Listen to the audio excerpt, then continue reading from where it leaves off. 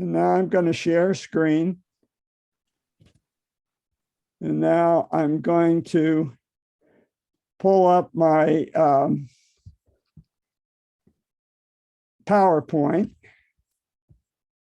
And now I'm going to play from the start. And you can see my favorite childhood story, Brer Rabbit. All right, and so this is recording. You're getting. We'll have a video and audio of what I'm saying. So Brer Rabbit, here it is, and I was introduced to it in the Song of the South, a 1946 movie. And of course, it featured Uncle Remus and Brer Rabbit, Brer Bear, Brer Fox in the song Zippity Doo Dah. So this is me as a young kid. I'm pretty sickly. I'm not a healthy kid. And I don't know if you can tell, my eyes are crossed. Maybe you see a little bit more. This eye is drifting in. So I'm seeing double. And I needed glasses, but glasses weren't enough. They had to go in and move my eye muscles, which meant after the surgery, I'd had surgery on my eye. I had to wear eye patches for 2 weeks. I was blind for 2 weeks. And so for those 2 weeks, I listened to the soundtrack over and over again of Uncle Remus and his stories. And the great thing was, it was in the tradition of Aesop's fables, talking animals. And of course, it's our Brer Rabbit, and there's an ongoing dialogue and relationship between Uncle Remus. And I really relied on that. And I remember when I finally could watch the movie, the first time I saw it, you had a character who had been in a regular movie, and all of a sudden he's in a cartoon animation. And it was magical. It was magical. Plus, in that transition, you got the zippity doo dah, the joyous zippity doo dah. And Basket, the actor who played Uncle Remus, got an Academy Award. He's the one that sang Zippity Doo Dah. And it won, that song won an Oscar, but Basket wasn't there. He wasn't invited to the Oscars. He only got an honorary Oscar the next year, and it wasn't at the Academy Awards. He wasn't even nominated for Best Actor or even Best Supporting Actor, due to the institutional racism within Hollywood in those years. And that's from Wikipedia, and they admit it. And he didn't even get to attend the premiere of the movie, which was held in Atlanta, Georgia. Why Atlanta, Georgia? You'll see why. The author of the Brer Rabbit stories lived in Atlanta, Georgia. But the actor who played Uncle Remus couldn't even go. But the song won the Academy Award, and he wasn't even there. In Black history, he's an icon, but nobody knows who James Basket is in Hollywood. It's one reason is because right after he got that honorary award in 1948, he died. He had diabetes and heart failure, and he died at the age of 47. Tragedy, but they didn't have good medical care for diabetes. How Basket got the role is interesting. He saw an ad asking for African-American actors who could talk like a butterfly.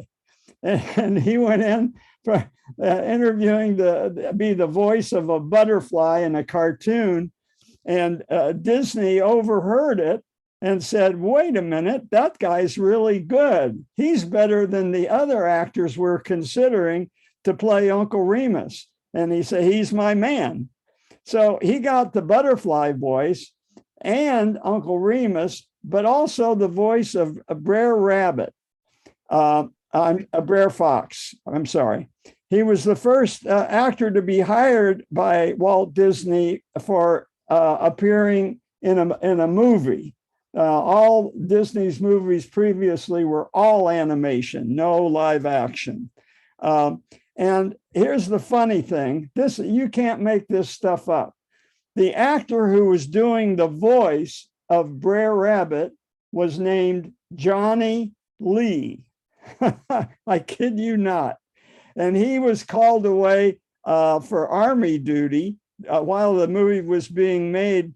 So Baskett says, I can do Brer Rabbit. So in the laughing place, remember the laughing place part? He was the voice of Brer Fox and Brer Rabbit and Uncle Remus, James Baskett. And it's the first time a Black actor had a non-comic role. African Americans were used in movies, but usually to make fun of them. It was really a tragedy. But he was the first one, so he broke a real barrier, like Jackie Robinson soon thereafter. But he also worked in a previous Disney movie, Dumbo. Remember the crows? He played Fat Crow. Here's Fat Crow, Fats Crow here. He also was on radio because he had such a good voice. There was a famous program called Amos and Andy, which was about African American humor in the 40s. So, but they were the Amos and Andy. The voices were played by white guys, but he played a lawyer named Gabby Gibson, and we used to listen to Amos and Andy. It was before, this was 8 years before we got a TV. So, and then we sang, of course, Zippity Doo-Dah for Grammy's 70th birthday. Do you remember that? Yeah. And up we go, and it's you and me and your dad, and you're ready to go, and you sing, and it entertains Grammy. She loved it. The audience loved it. You were the star of her 70th birthday. And then Jeremy came up, and he had his guitar. He was kind of the MC. And then they had an award for you, and it was a Spider-Man mask.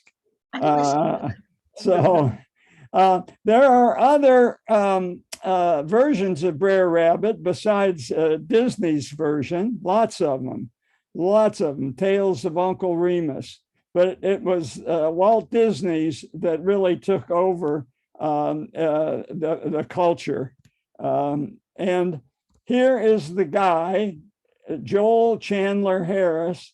He lived in Atlanta, Georgia, and that's why the premiere was where the premiere was. But it was a highly racist, segregated state, and that's why James Baskin couldn't even go for the premiere.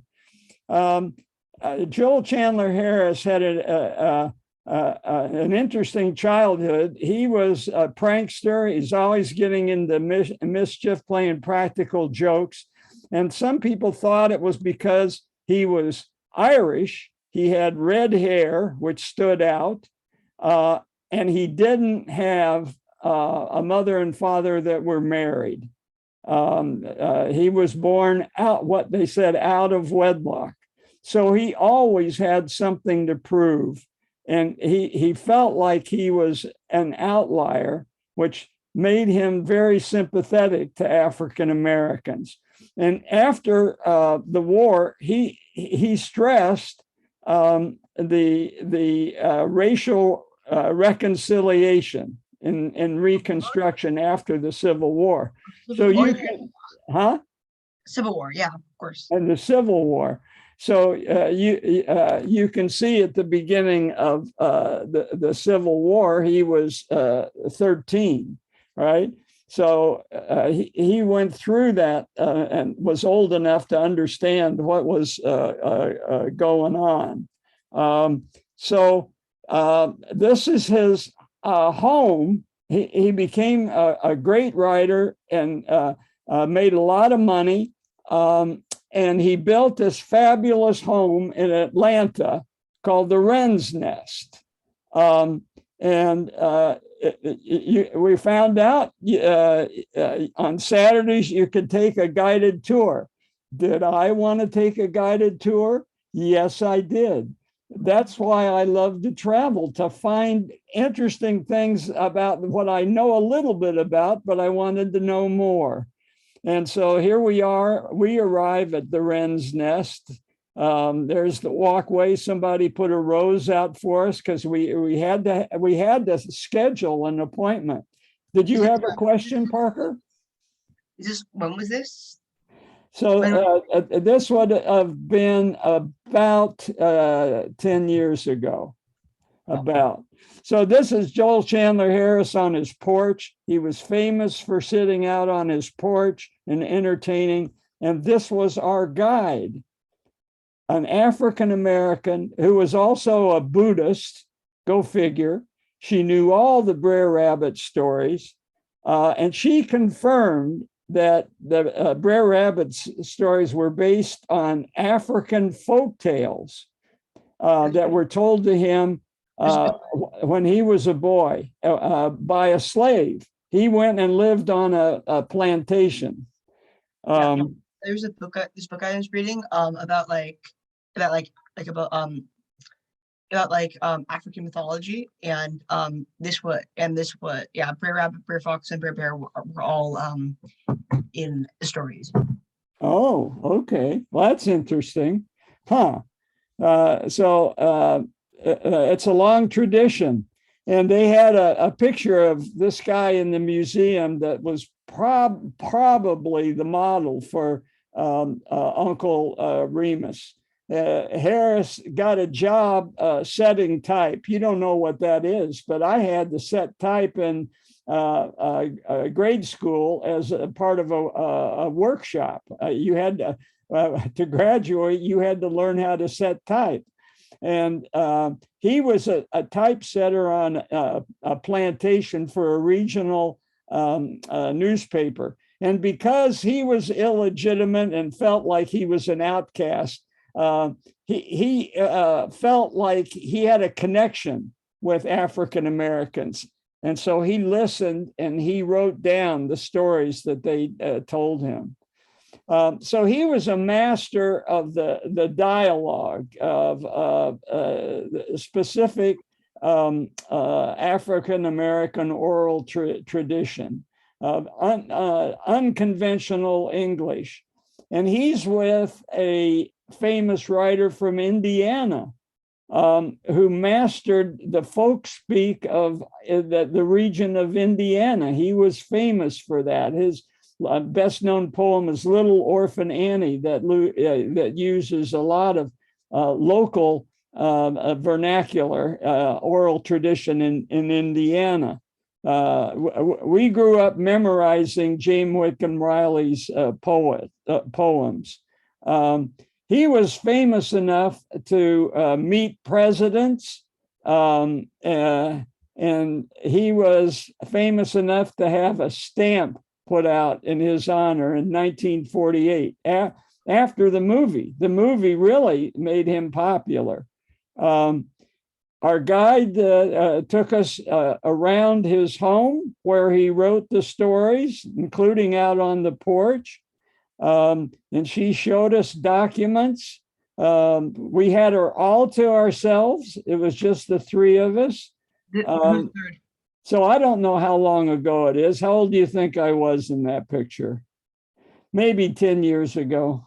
I'd say, wait, Okay. who's the third person? What's that?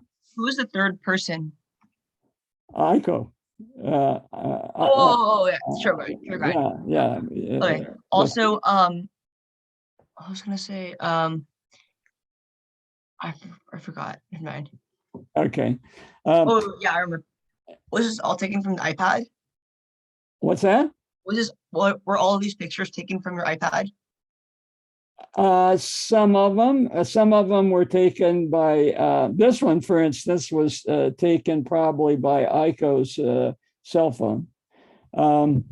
The Wren's Nest as an organization, it's in it now. The whole community around there, appropriately, is African American, and the leader of it is an African American woman. But there is one story in particularly that attracted lightning, invited controversy, and it's the Tar Baby story. Yeah. Who knows, because this could be a stand-in for African Americans. I don't know. But Toni Morrison wrote a novel called Tar Baby. And of course, this is the famous scene in the movie. Now, Toni Morrison, who wrote Tar Baby, got the Nobel Prize, and here she is getting a Medal of Freedom from Barack Obama, and she talks about Tar Baby being and Brer Rabbit being in a folk tale recorded by Harris. And she said she learned the story from her family, and she owed no debt to anybody else. It was independent, this story, and not racist. And we have scholars now that are working on African American folk tales together. This is Henry Gates at Harvard. But nevertheless, Disney, yielding to critics, pulled Song of the South out of circulation. Even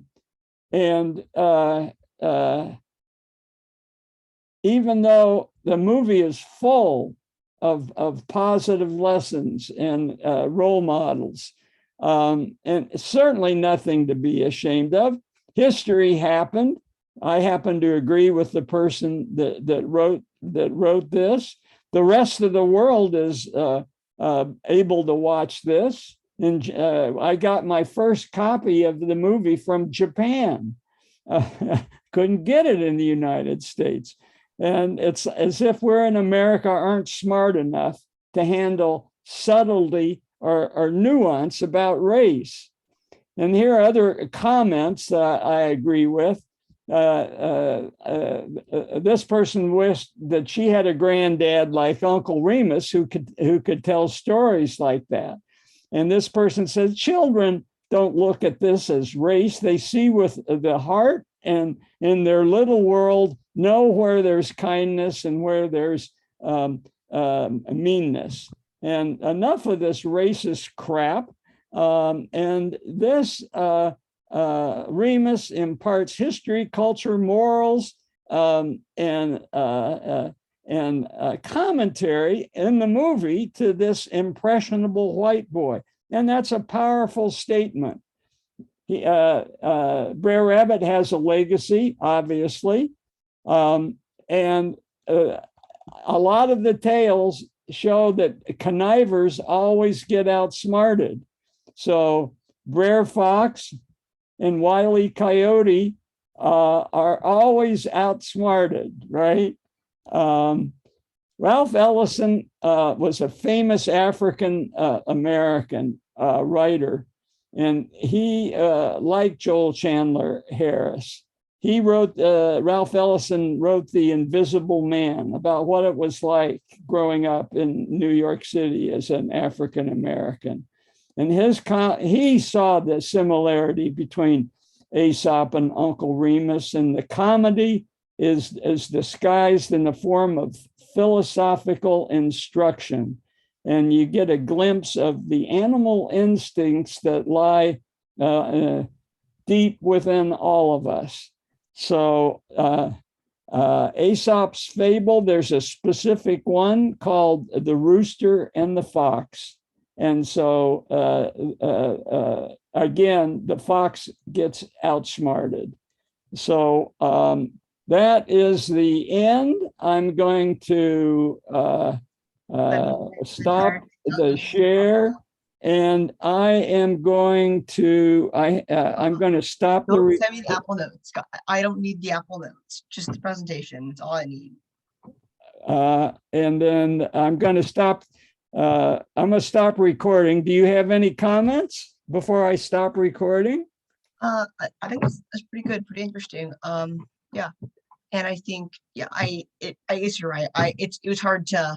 I also only started the notes. I started the notes pretty late, so I'm pretty sure I would have been able to do it, but I don't know. Well, you're going to have the soundtrack from this recording. Yes, I will. And you're going to have all my slides. I'm going to send you my PowerPoint stack. Okay. Anything else before I stop recording? Hi, Bowman. How did you like seeing pictures of yourself? Yes, pretty interesting because it's new perspective. Like I don't fully remember it, but like I have general glimpses in my head of myself back, like what, 8 years ago. Yeah. So do you think the intensity of this, my feeling about this, do you think we could get that across with just words on a piece of paper? I don't think so. Okay. It's gonna have pictures. It's gonna have words. It's gonna have a full thing. It's gonna be a freaking book. You're gonna have a book, StoryWorth book. I think I'm pointing at the other side. Anyway, it's gonna. Well, anyway, whatever way you want to do it, but this is the start of a wonderful project. Okay, I'm going to stop recording. Anything else? You get a last word.